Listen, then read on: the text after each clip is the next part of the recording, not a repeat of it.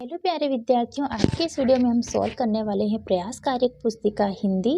और ये रहने वाली है कक्षा 4 और 5 के लिए। और इसका कार्यपत्र जो है हम सॉल्व करेंगे 21 से लगाकर 25 तक। तो वीडियो के एंड तक बने रहे। नीचे कुछ चित्र दिए गए हैं, उन चित्रों के नाम वर्ग में छिपे हैं, आप उन्हें ढूंढकर घेरा लगाएं। तो यह एक वर्ग पहेली है और यहाँ पर कुछ चित्र दे रखे हैं। माला, मछली, अनार, आम, नल, बकरी, घर, जहाज, रथ, नाक और थन। तो ये जो सारे चित्र हैं, इन सब का नाम इस वर्ग पहेली में छिपा हुआ है। उसको ढूंढना है और फिर उसके ऊपर घेरा लगाना है। जैसे कि अनार, नाक, जहाज, रथ, आम, मछली, बकरी, घर, माला, नल और थन। खोजे गए शब्दों पर एक एक वाक्य लिखिए। अनार, अनार स्वास्थ्य के लिए अच्छा होता है। नाक, नाक के द्वारा हम सांस लेते हैं। घर, घर हमें सर्दी, गर्मी और वर्षा से बचाता है। बकरी, बकरी को गरीब की गाय माना जाता है। आम, मुझे खाना बहुत पसंद है।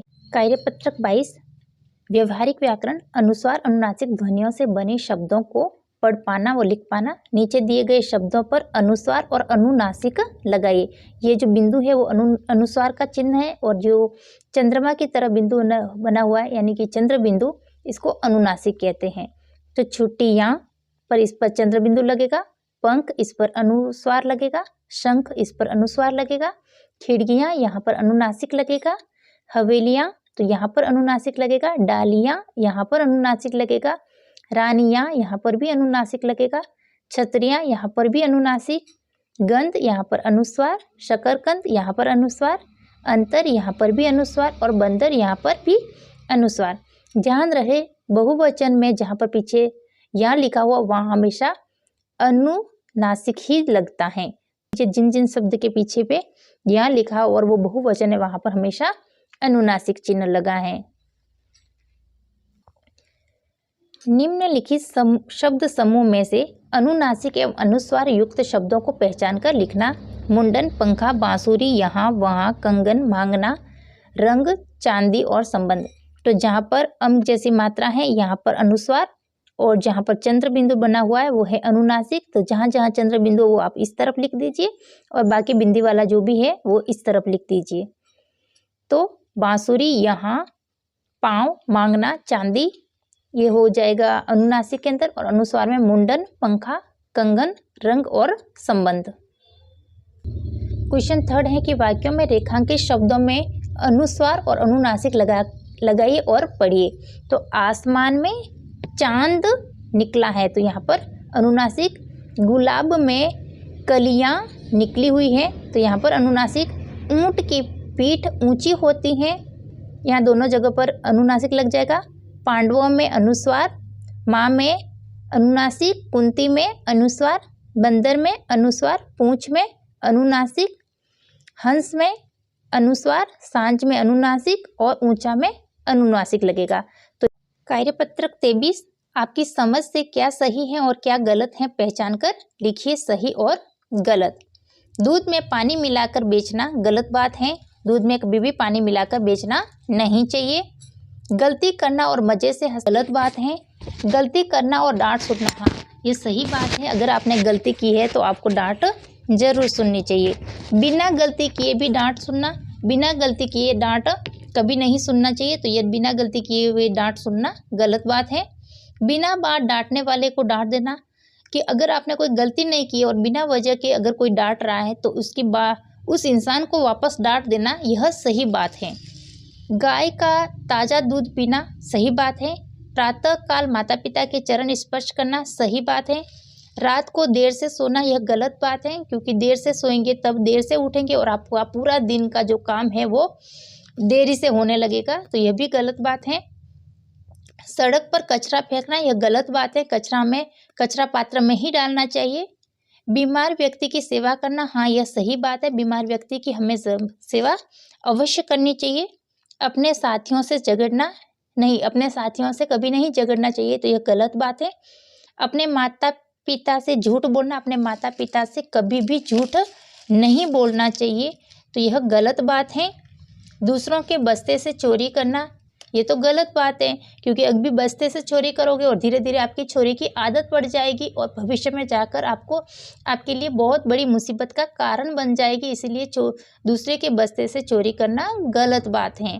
अपना काम समय पर करना, हाँ यही सही बात है, क्योंकि अपना काम अगर हम समय से करेंगे तो हमारे ऊपर काम का बोझ ज़्यादा नहीं बनेगा। तो अपना काम समय पर करना बिल्कुल सही बात है। कार्यपत्रक 24, अनुच्छेद को पढ़कर नीचे लिखे प्रश्नों के उत्तर लिखिए। मेरे घर के पास कालू और कंकू रहते हैं, दोनों भाई बहन हैं। सूरज उगता है तब दोनों भाई बहन जाग जाते हैं, पानी का मटका भरकर लाते हैं, खाना बनाने में माँ की मदद करते हैं। बाद में वे जंगल में बकरी चराने जाते हैं, बकरियां घास पात खाती हैं। कालू लकड़ी बीनता है, दोनों लकड़ियां और बकरियां लेकर घर आ जाते हैं। वे हमेशा विद्यालय की गतिविधियां दूर से ही देखते हैं। उनकी भी विद्यालय में आने की इच्छा होती है, लेकिन वे नहीं आ पाते। तो ये गद्यांश हमने पढ़ लिया। अब आपको इसके आंसर देना है। तो दोनों भाई बहन कब जागते हैं? तो दोनों भाई बहन ये लिखा है कि सूरज उगता है तब दोनों भाई बहन जाग जाते हैं। तो आपको आंसर लिखना है कि सूरज उगता है तब दोनों भाई बहन जाग जाते हैं। बकरियां क्या खाती है? तो बकरियां घास पात खाती हैं, यानी घास यानी कि चारा, और पात मतलब पत्ते। तो बकरियां घास पात खाती हैं। क्या उन्हें भी अन्य बच्चों की तरह स्कूल जाना चाहिए? हाँ, उन्हें भी अन्य बच्चों की तरह स्कूल जाना चाहिए। कालू और कंकू स्कूल जाने की बजाय बकरी चराने क्यों जाते हैं? क्योंकि उनके माता पिता के पास पैसे नहीं होंगे, इसीलिए वे अपने माता पिता की हेल्प करते हैं और वे बकरियां चराने जाते हैं। कालू और कंकू विद्यालय क्यों नहीं आ पाते? क्योंकि वे बकरियां चराने जाते और लकड़ियां बीनकर लाते। उनको विद्यालय में लाने के लिए हम क्या कर सकते हैं? यानी कि जो बच्चे विद्यालय में नहीं आ पा रहे, उन बच्चों को विद्यालय में लाने के लिए हम क्या कर सकते हैं? तो उनके माता पिता को सरकारी स्कूल में मिलने वाली फ्री शिक्षा व अन्य सुविधाओं की जानकारी दे सके। कि आजकल जो गवर्नमेंट स्कूल में, सरकारी जो विद्यालय हैं, वहाँ पर फ्री में बच्चों को पढ़ाया जाता है। तो उनके माता पिता को ये बताना चाहिए कि हाँ, आजकल के बच्चों को फ्री में पढ़ाया जाता है, इसीलिए इनके भविष्य के लिए आपको उनको ज़रूर पढ़ाना चाहिए। तो ये था कार्यपत्रक 24। कार्यपत्रक 25, कविता को पढ़कर नीचे लिखे प्रश्नों के उत्तर लिखिए। मुझे बहुत भाते हैं नानी मीठे मीठे आम, भर डलिया तू मुझे खिला दे लूँगा तेरा नाम। घबरा मत ना खा पाऊँ मैं बगिया भर के आम, न दे टॉफी न दे बिस्किट दे बस केवल आम। आम खिलाकर करवा ले तू मुझसे सारे काम, सिर्फ एक दिन को कर दे बस बगिया मेरे नाम। डलिया का अर्थ है एक टोकरी, यानी कि एक टोकरी भर के मुझे आम दे दे, अच्छा कह रहा है। तो डलिया का अर्थ हुआ टोकरी। बालक कितने दिन के लिए बगिया लेना चाहता है? तो बालक एक दिन के लिए बगिया अपने नाम करने के लिए कहता है। इस कविता में आया है आम खिलाकर। इसी तरह हम भी क्रिया के नए शब्द बनाएं, जैसे आम खिलाकर, पानी पीकर अथवा पानी पिलाकर, सामान लाकर, रोटी खिलाकर।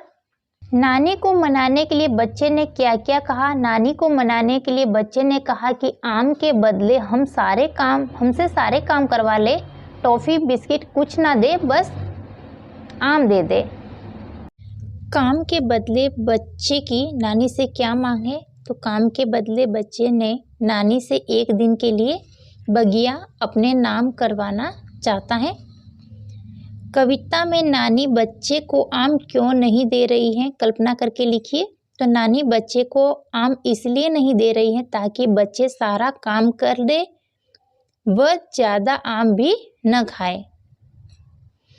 क्या आपने कभी अपने दादा दादी या नाना नानी को मनाने का प्रयास किया है? तो हाँ, हमने दादा दादी नाना नानी को बचपन में खूब मनाने का प्रयास किया है, कभी रो के, कभी नखरे करके। तो आप कुछ भी लिख सकते हो। तो यहाँ मैंने लिखा है कि हाँ, हमने कहीं घूमने के लिए जाने के लिए भी नानी को मनाने का प्रयास किया है, मेले के लिए भी किया है। तो आप जो चाहे वो लिख सकते हो। तो ये वीडियो अच्छा लगा तो लाइक, शेयर और सब्सक्राइब करना बिल्कुल न भूलें। Thanks for watching. Bye bye.